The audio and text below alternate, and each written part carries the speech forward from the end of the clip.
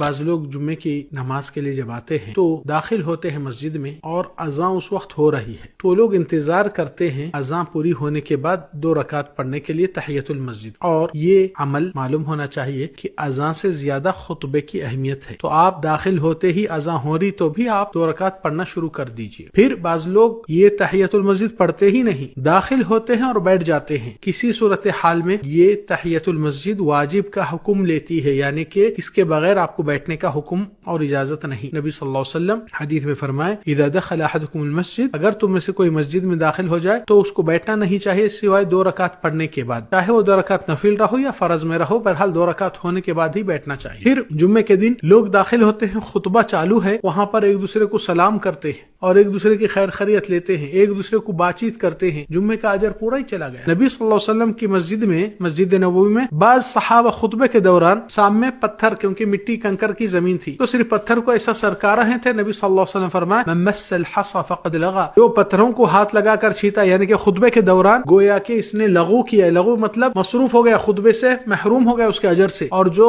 مصروف ہو گیا خطبے کا اجر ہی کھو دیا، تو پھر اس کو اتنا بیٹھنے کا مطلب کیا رہا۔ تیسری چیز، مصلیاں جب آتے ہیں نماز کے لیے، بعض لوگ کو جلدی نکلنے کی خواہش مندی رہتی ہے تو مسجد میں داخل ہو کر پیچھے کے صفوں میں بیٹھتے ہیں جبکہ سامنے کے صفحہ خالی ہے۔ مجبور کیا ہوتا ہے پیچھے آنے والا ان کے کھانوں پہ سے چھلانگ لگا کر جانا، جبکہ یہ منع کیا گیا ہے خطبے کے دوران۔ اور نبی صلی اللہ علیہ وسلم جب ایک آدمی اس طریقے سے داخل ہوا ہے مسجد میں کاندھوں پہ سے چھلانگ لگا کر، تو نبی صلی اللہ علیہ وسلم یا ھذا اجلس فقد آذیت وآنیت، اے فلاں تو وہیں پر بیٹھ جا، تو نے پہلے سے دیر سے آیا اور دوسروں کو اذیت بھی پہنچا رہا ہے۔ تو یہ معاملہ کس کی وجہ سے ہوتا ہے؟ جو لوگ پیچھے بیٹھ جاتے ہیں حالانکہ آگے کے صفحہ خالی رہتے ہیں۔ تو چاہیے کہ پہلی صف کی فضیلت زیادہ ہے تو آپ پہلے صف میں آنے کی کوشش کیجیے۔